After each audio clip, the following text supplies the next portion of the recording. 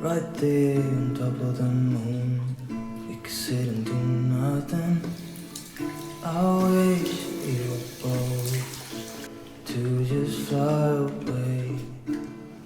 I don't wanna care, just be here and I'm good alone. I'll be okay, miss you like an old friend.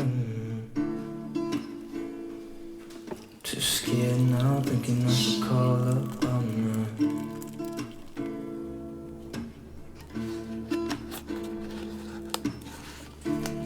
I think it's odd how we always wait another day. How we watch things that kids walk away.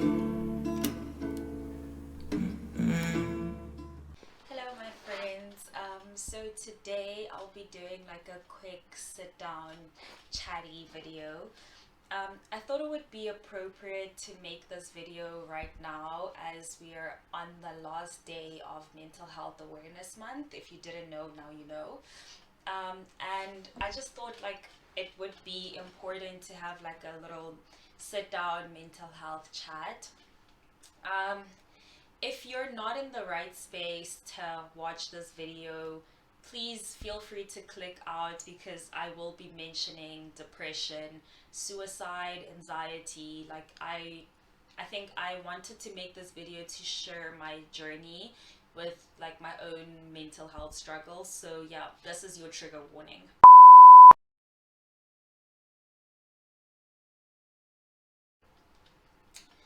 Uh, I really don't know where to start with this.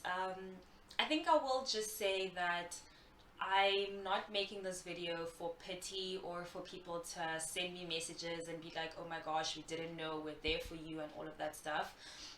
Not that you can't send me messages, please feel free to do so, but I'm not making this for your attention or for your pity.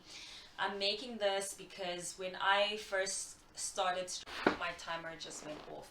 When I first started struggling with my mental health, I felt like I couldn't talk to anyone. I was too afraid to open up to anyone or like reach out for help or anything like that. And I struggled for like 2 years on my own without anyone seeing or like being aware that I was struggling. And I just want to open up the dialogue and the conversation so that people understand that there are so many people out there who struggle with mental health, but um, you can always reach out to someone, you can always speak to someone, and this is like me trying to encourage people to reach out and to find help. And I will link some sources, some resources in the description box. I'll link like the suicide hotline. Yeah, so I'll just be sharing my story, and I hope that you take something away from it, and I hope it encourages you to speak out when you need help. So I'll just briefly share the first time that I started struggling with my mental health, or when I first saw that I was struggling with my mental health. I was as young as 13 years old. At this point, I was in grade 8. I started to notice something strange in myself. I was sleeping a lot. Like, when I say a lot, I mean like I would sleep on the bus on the way to school and then get to school, do all the work, get into the bus, fall asleep there, get into my dad's car and fall asleep on the ride home. And then I'd get home, do my homework, eat dinner, and then go back to sleep again. And I was sleeping at 8:30 at that point. So all I did was sleep. I was so tired all the time, and I wasn't eating as much as I should have for a growing child. And I feel like at that point I should have been like, okay, something is wrong. I should reach out to someone. And things just started getting a little bit worse. I mean, by worse, I mean there was self-harm involved and all of that stuff. And I actually don't remember how I got out of it for the first time. I think I actually did reach out to one of my teachers, or one of my teachers came up to me and she was like, I see that you're struggling, like what's going on? And at that point, there was another girl who was in matric at the time. We had like a group that we were part of, like an extracurricular that we were part of together. And she started to notice the kinds of things that I was saying, and she came up to me and she was like, hey, I remember when we were talking about A, B, C, and D, you kept mentioning this specific thing, and I feel worried about you. Do you want to like give me your number or something, and then we can chat? And when I started opening up to her, I felt a whole lot better. Like, things didn't get better in a moment, but it did feel like I wasn't alone anymore. And then, like, coming into my matric year, I started realizing that I had anxiety because I was getting panic attacks, like, out of the blue. And because I have asthma, I thought it was just the asthma, and I was like, oh my gosh, I can't breathe because I'm asthmatic and whatever.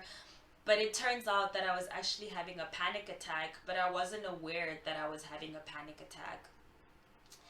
Fast forward, so basically at that point I didn't get any professional help or anything like that. I just thought that I could fix it on my own, or like I just need to pray the sadness and the depression away.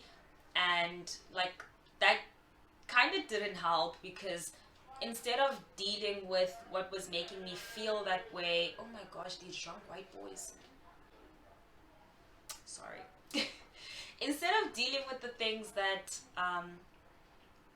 were making me feel depressed, or instead of seeking out professional help, I really did like suppress my depression, and I tried to pray it away, worship it away, or whatever. And I'm not trying to say that praying and worship is bad. It's just that in my situation, I feel like I really did need professional help.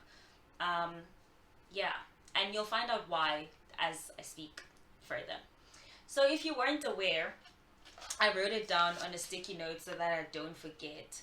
So basically, to be clinically depressed, to be clinically diagnosed with depression, you need to experience the following symptoms for 14 days, like 4 of the following symptoms for at least 14 days, consecutive 14 days. So your sleep needs to change. So sleep changes if you're sleeping too much or too little. You have a loss of interest in a lot of the things that you do. So let's say you had friends that you used to hang out with, then all of a sudden you don't want to hang out with them anymore. You want to isolate yourself. You're not interested in doing sports anymore. You're not interested in anything in your life. So you have this loss of interest. And then you feel guilty or worthless over things. Like you feel guilty over things, or you feel like you're worthless. Your energy levels are diminished. Your concentration is impaired. You have appetite changes, so you're either eating too much or too little. There are some sort of psychiatric changes, and also feelings of suicide. So basically at that point, like between the time that I was 13, and I think I was starting to feel better around 15 years old. So at that time, my sleep was really bad. I was not interested in like sports or anything like that. I wasn't eating as much as I should have. I was sort of feeling suicidal, but not ready to die, if that makes sense. I was living. Y'all ever just wanna livent? Like, not die. You don't want to die, because then you'd be dead. You don't want to go from alive to dead. You just want to not be alive. Livent. And yeah, like I experienced more than 4 of those symptoms for over 14 days. I literally experienced it for over 2 years, and I couldn't talk to anyone about it. Fast forward to my 3rd year, which was in 2019. The first semester was probably one of my best semesters. It was probably one of my best semesters. I was really outgoing. I was meeting new people. I was just having fun with a lot of people, and I was living my best life. But in that period that I was living my best life, I could tell that something wasn't right. And if you know me, I always say things like I don't cry or I can't cry. and I physically cannot cry. Like, the tears just don't come out. Sometimes I really want to cry, and then there's nothing that comes out, and then all of a sudden I just burst, and I'm like a well.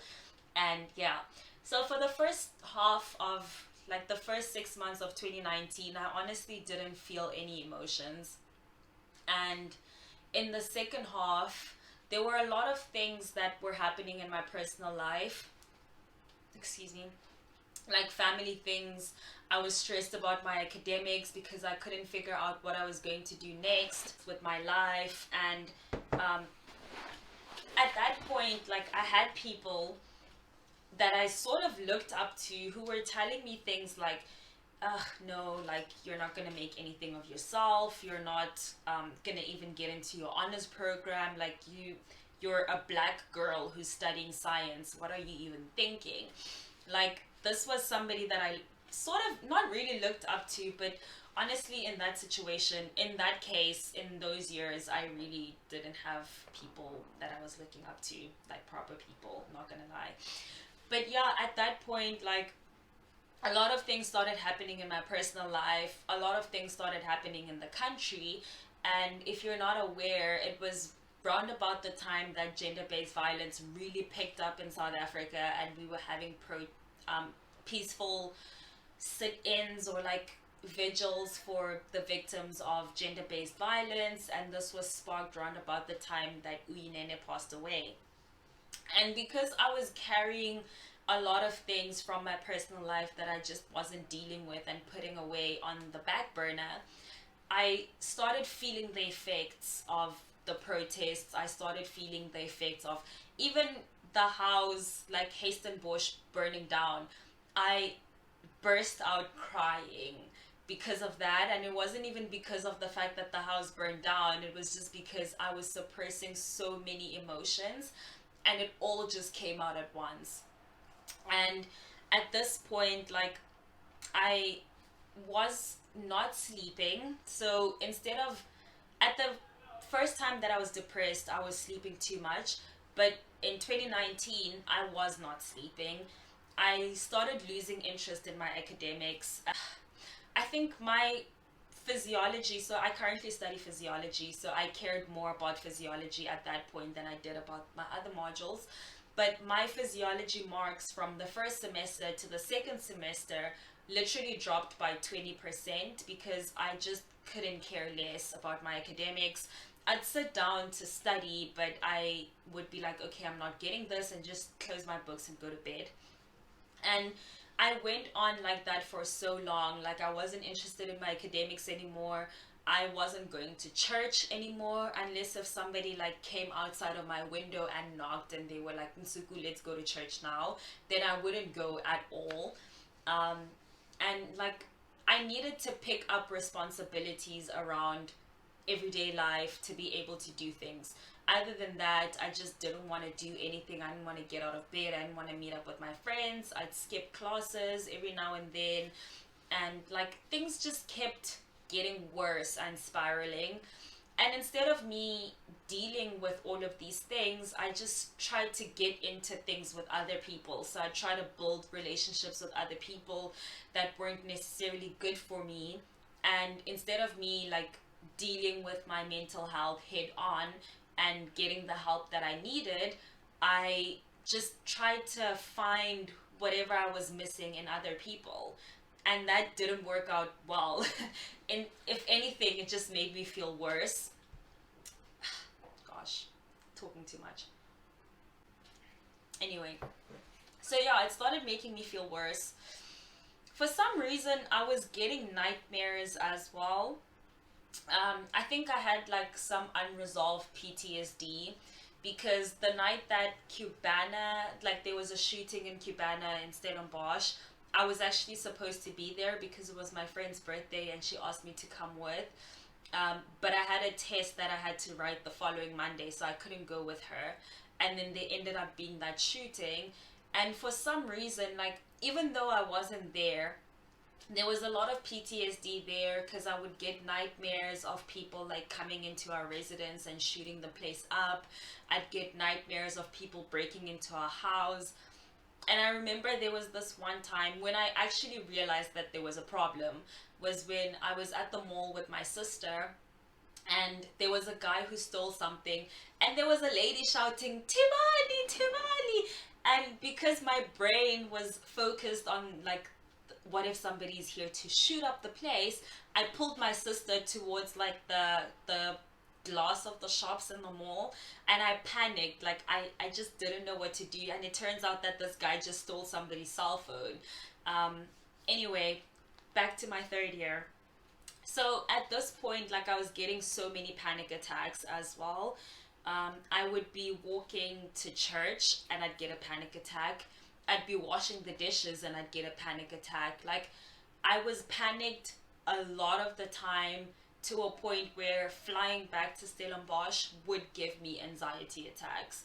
And yeah, I really wasn't dealing with that even then. Like I still tried to push it down, and I was like, it'll be fine, it'll solve itself. And then eventually I was like, you know what, the university has free resources for us to use. There are free counseling services, why don't I just go there? And I think it was around October or November when I decided, like, let me just go to the university psychologist. So I went to the reception, and the lady was like talking on the phone with her aunt or something, and then she just wasn't paying attention to everyone else. And at this point I felt so discouraged. I was like, screw you, I'm done, I'm going home. And then I got home and I just cried.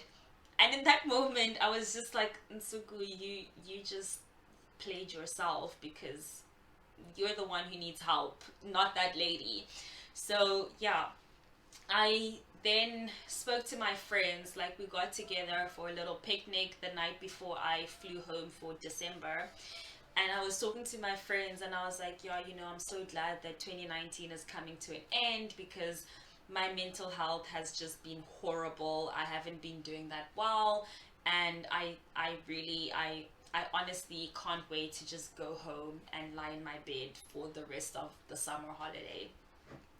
And that was when my friend was like, so you were struggling all along and you didn't say anything to us? Like, what what is wrong with you? He didn't say what is wrong with you, but then I'm just adding spice. But he was just like, dude, you shouldn't be struggling on your own when you have friends who are there to help you. And yeah, that's when I was like, okay, fine, if I ever go through something like that, I will ask you for help. Oh, I skipped a detail. So another thing that I was going through in my third year was that I wasn't eating properly. I think I lost so much weight in my third year, and a lot of people noticed, because a lot of people commented on my weight. Thanks, guys. But even in that point, like I was going through so much like lack of interest in a lot of things, to a point where even my appetite, I wasn't interested in eating, or like, yeah, I wasn't interested in eating. So I would cook today, like I'd make a bowl of pasta today, and I'd take like 2 bites and be like, okay, I'm not interested in this anymore. Put it in my fridge, come back the next day and try to eat like 2 bites again. Put it in my fridge again. Like I'd eat one bowl of pasta over 3 days. It was that bad. And yeah, like I really wasn't having a good time in 2019. And then when I came back to Stellenbosch for my honors in 2020, in the orientation week, I wasn't doing well mentally at all. Like everything that I experienced in 2019 and I thought I left behind in 2019 was starting to creep back in.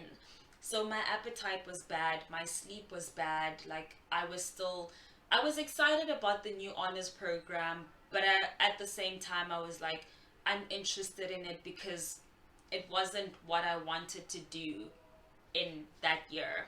And yeah, it was just a lot of things that were going on. And I came home from my first day of honors orientation, and I was just crying, and I don't know why I was crying. And then I phoned my friend and I was like, dude, I actually need help. And that's when he was like, okay, I'm available right now. I will come to you and we will walk to the psychologist together.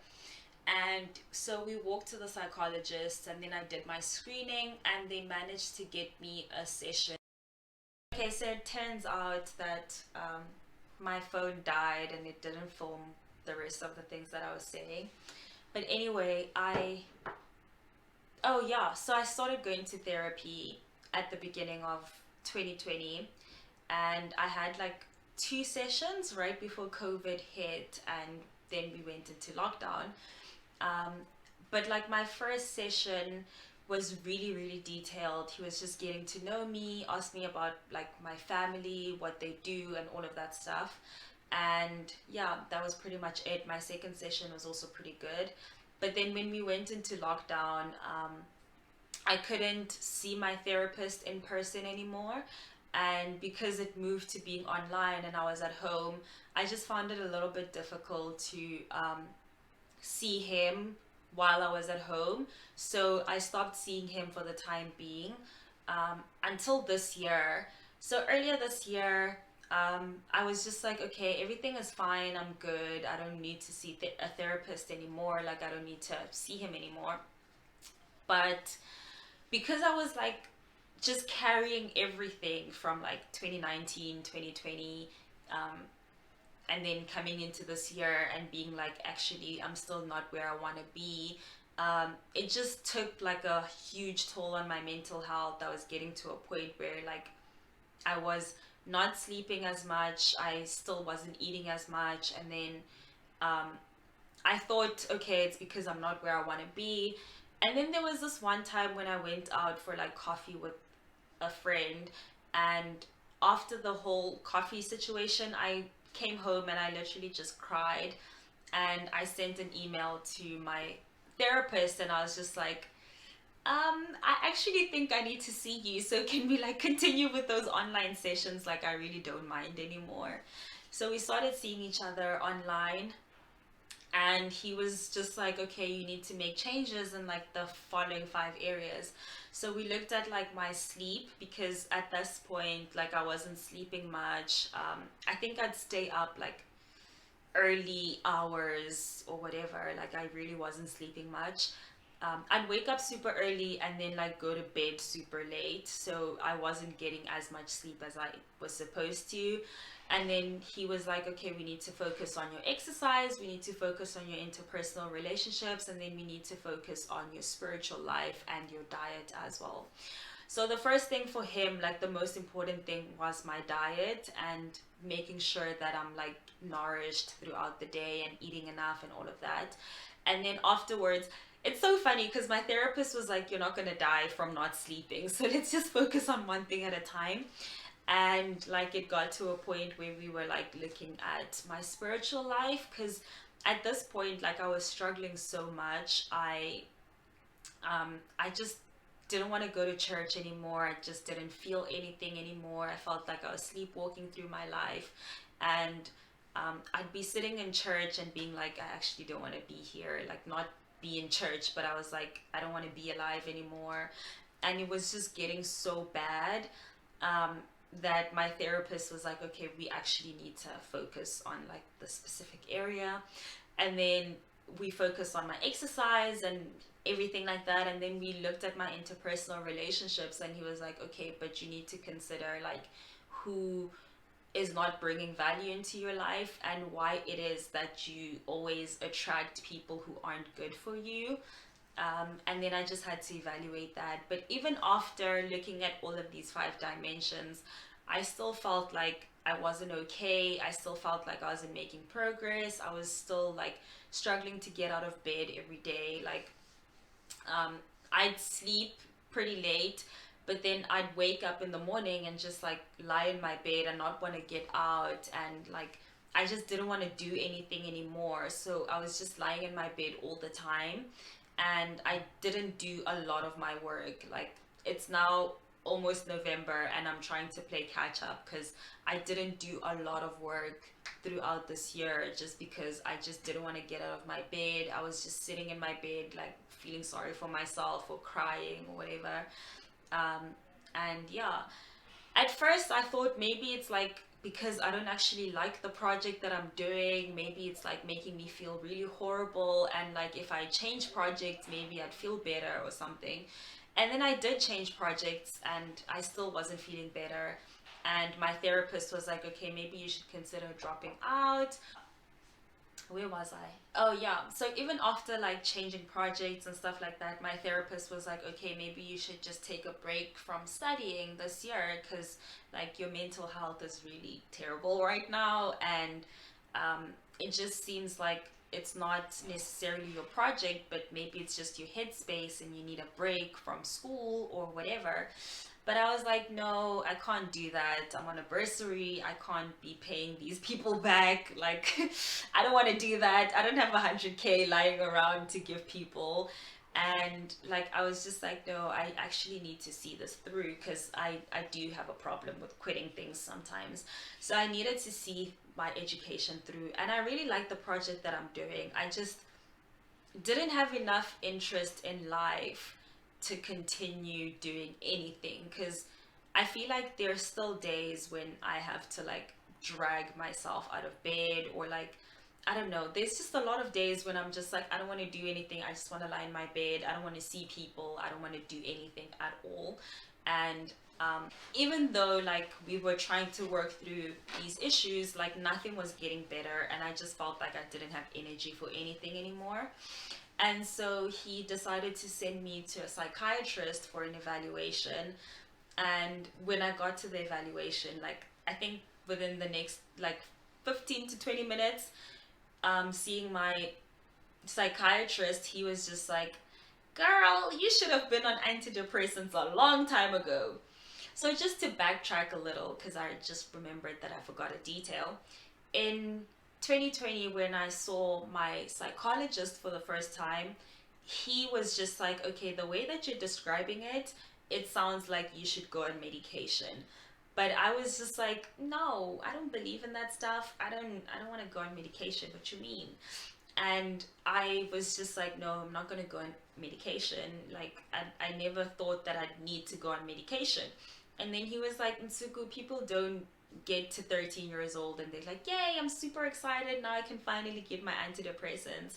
Like, it's just one of those things that happen. And sometimes you just need like an extra push, you know? And he asked me like, how bad do things need to get before you consider going on medication?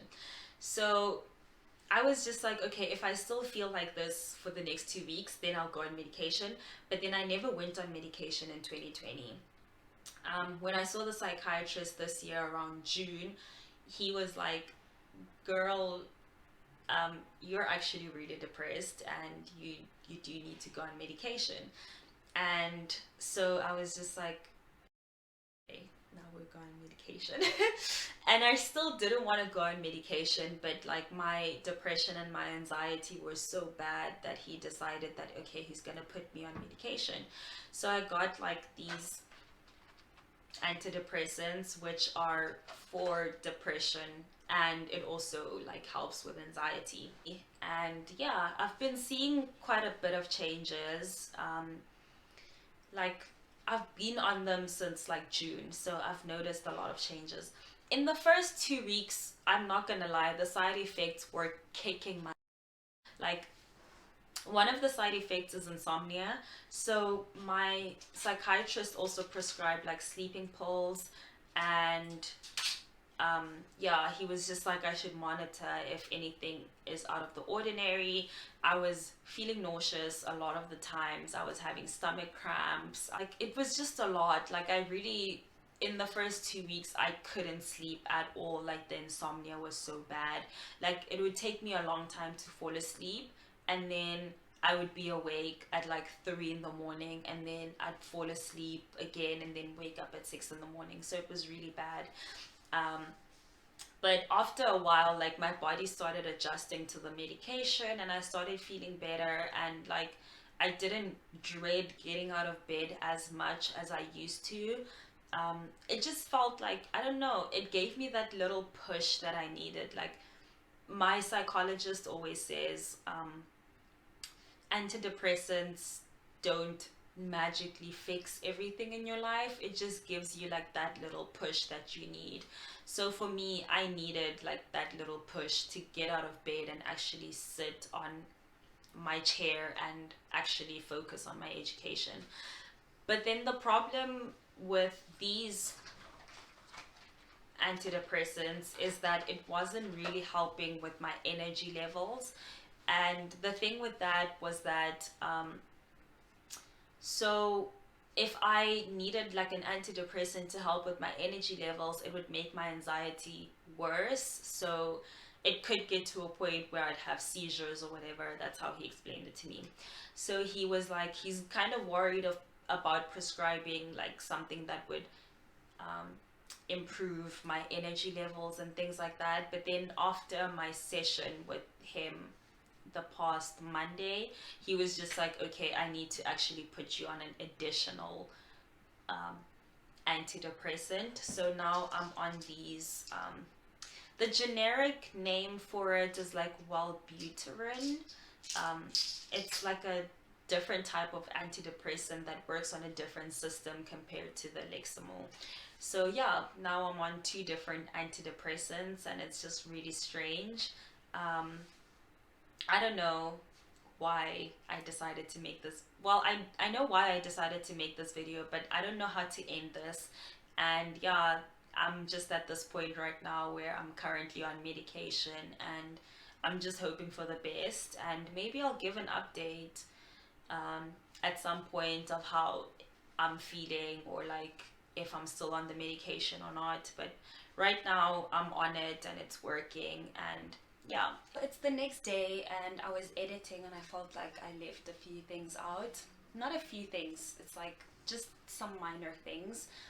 And the one thing that I wanted to say is that being depressed or having anxiety or struggling with your mental health and feeling suicidal or whatever, it doesn't mean that you're weak. Like, it really doesn't mean that you're weak, and if anything, reaching out and asking for help is a sign of strength, and it means that you care about yourself and you care about your mental health. Growing up, like, mental health had a lot of stigma around it, and a lot of people were so afraid to speak out and tell, like, say, hey, I'm actually struggling or whatever, because there's this misconception in the Black community that, like, it's not just in the Black community, don't get me wrong, but there's like this misconception that struggling with your mental health is a sign that you're weak and you need to fight through it and you need to work through it. But really, it should be just as important, if not more important, than your physical health. I feel like we have to get to a point as a society where we see mental health as like a really critical issue. And so if you're struggling with like an illness or whatever, you take time out, you heal and whatever. It's kind of like that with your mental health. Like, the kind of care that you put into like a physical injury is the same kind of care that you should be putting into your mental health, or even more.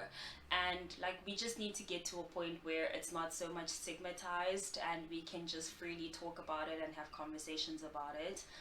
And another thing that I wanted to mention is that there's not like a look for being depressed or having anxiety or struggling with mental illness in general.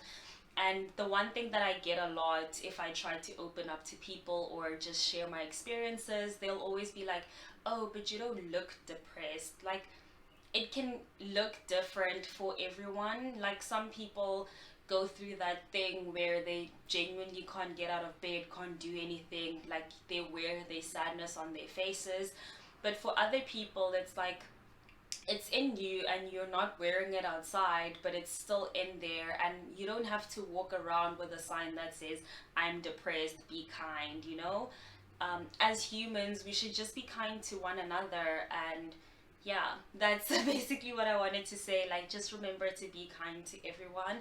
And if you do need help, like, just reach out, don't be afraid.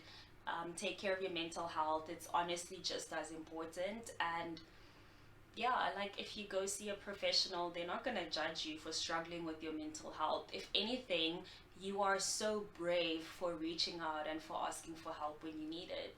So yeah, I hope that this was useful. I hope that you learned something from this video and I wasn't just like sitting here and rambling on my own. Yeah, I hope that you can use the links that I put in my description, and I hope that they'll be useful to you and you can use them. Like, you can contact people or just reach out to anyone in general. Yeah. So thank you so much for watching. I hope that I'll see you in my next video.